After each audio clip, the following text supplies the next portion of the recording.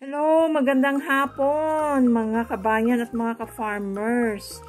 So, kinuha po namin ang dalawang lamb dahil hindi na nagpo-produce ng milk ang mama nila.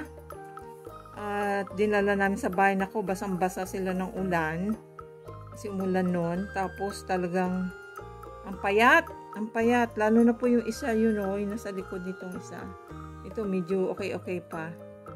Talagang ang payat niya, tapos madali nga hulihin kasi as in mahina. So, akala ng husband ko yung may sakit, yung parang sa worm. So, binigyan niya ng ivermectin.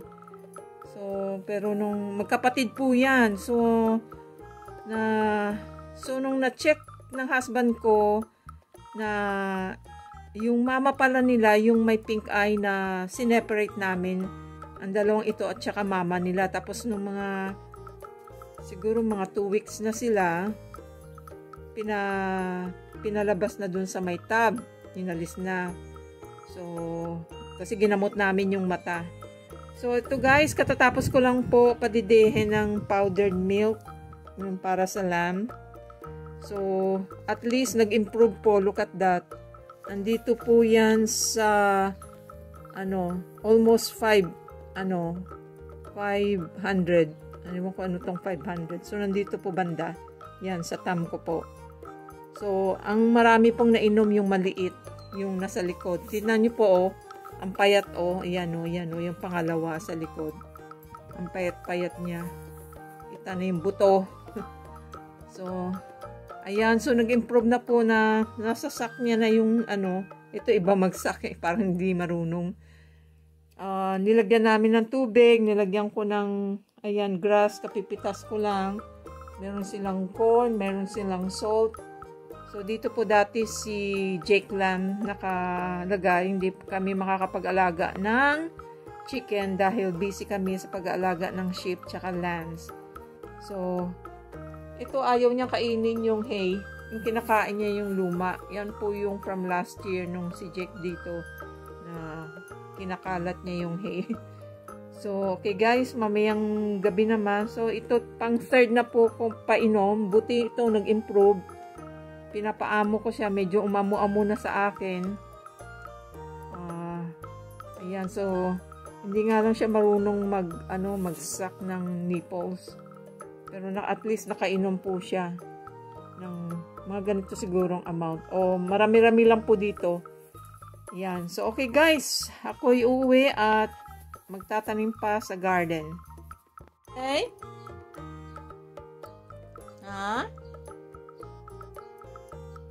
It's kind of like like that. After feeding him with the bottled milk. That's why I don't give him too much, just half of the bottle. Are you okay? See? Kinda like gonna puke. Are you okay? Why is that every time after you drink your milk, you're like that?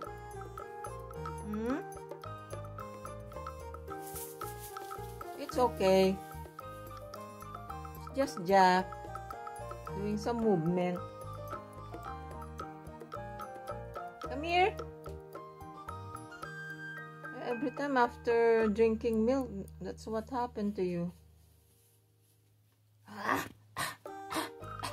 Like that. Are you okay now? Shaking. Kasi talagang malnourished po siya. Yung kanyang balikat ay nakataas na, hindi nakakakain at hindi nakakainom ng nakakadede sa nanay, wala na yatang gatas. Pero nakita ko nanay niya kanina, mama sheep, okay naman yung boobs niya. Parang puno naman ng lalo na mahigit na sila 1 linggo dito. Hindi po ganyan ang itsura niyan dati, lalo na yung maliit, talagang payat-payat, tapos nakataas pa yung balikat. Buti nga nakakainom na, dati ayaw uminom eh. Parang pag malnourished, hindi, parang ayaw kumain. Are you okay? Why are you shaking? You're breathing so fast. Ah. Are you okay now? I need to tell Cal about it. Okay. Pinapalamig ko pa po yung dede niya. Itong isa, yung malaki. Yung oldest. Tapos ganyan, no? Parang kinakagat niya yung ano niya. Yung ginagrind niya yung mga ngipin niya. Hey. Hey. What's wrong? Come here.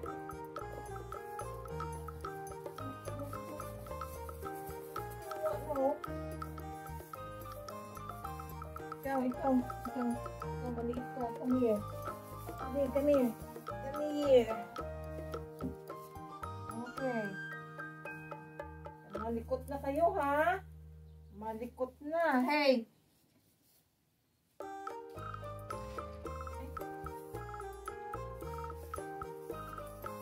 Come here. Malikot na, ha? Hindi. Hey, hey, hey. Hey, mamaya ka pa. Come on. It's not your turn yet.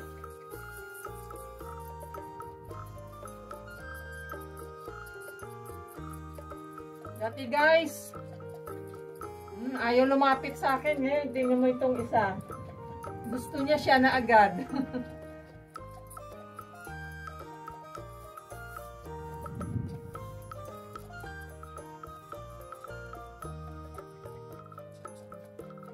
Hey, you wait. Wait for your turn. Ano yan, oh? Oh. Malagalag na. Malagalag ka na. Hey, you wait.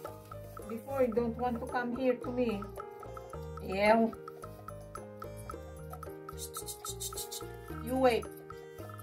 Aba.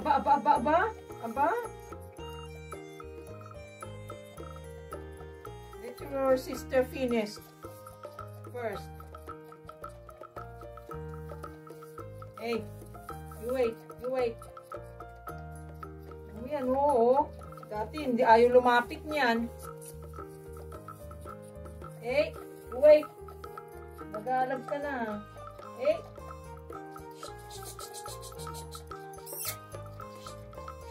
Hey, don't bite me. Be a good boy. Aba. Jake Lam doesn't do that to me, Pichi. Pipi.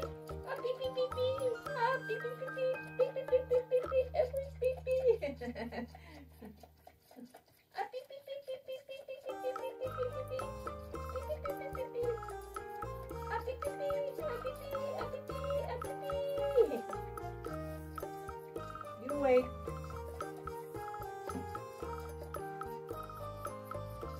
Almost done. You need to wait. Before you don't even want to come to me. I need to chase you. Hey.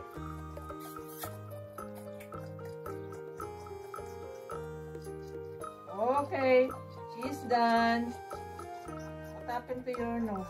Okay, that's enough. Hey. Okay, you go. Hello mga ka-farmers, mga kaplantita at mga kabayan. Ito na po ang dalawang lambs. Look at that. Di po ba? Ang taba na nila. Kumakain po sila ng corn with yung powder. Protein yun eh. Ayan. Ito po yung female. Nagkamali lang ng lagay ng tag. At yung isa ay male. Mas malaki sa kanya. So, kapapadede ko lang po. Kalahati na lang ng bottle. Dapat di na sila dumedede. Pero naiyak sila eh. Lagi akong pag narinig yung boses ko, when they hear my voice, they're gonna cry for me. So, their water, pinuno ko na. Tapos yung hay. Tapos, hindi naman nila kinakain lahat ng grass eh. So, kukuha ko ng grass. Nakapagod. Kulang ang time ko. So, ayan. Ayan po sila. At pinulot ko na rin yung mga pupo nila. Kaninang umaga, winalis ko doon kasi meron akong napagawa ako ng dustpan, yung Filipino style. Ayan. So, right. Boy 7. Hi, girl 8. You're eating. Dati tinatapon nila yan. Ngayon hindi na.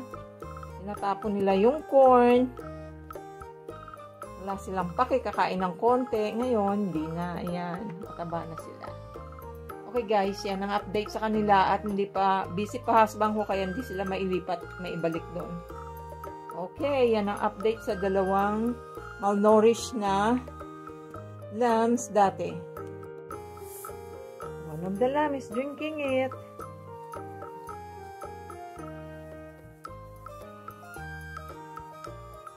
Good boy. Good boy, Lammy. Good boy. Yeah, but it cannot reach anymore.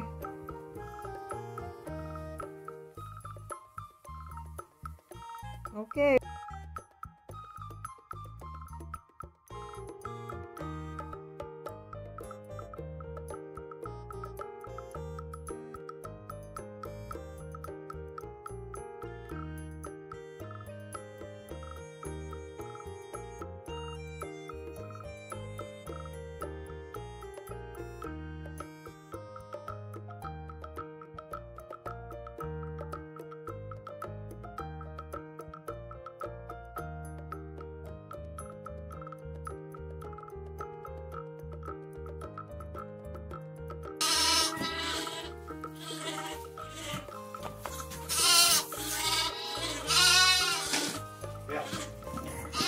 Oo, the two are jumping. Over there. Go. Because she has two babies. Oh. Your mama is calling you? Huh? The other one, the big boys. Oh. You want treated? But you already got treated. You don't need it. Oh. Is the mama still there, Cal? No. Oh. No, the little mom. Meh. Meh. Oh. Oh, she got out already, Cal.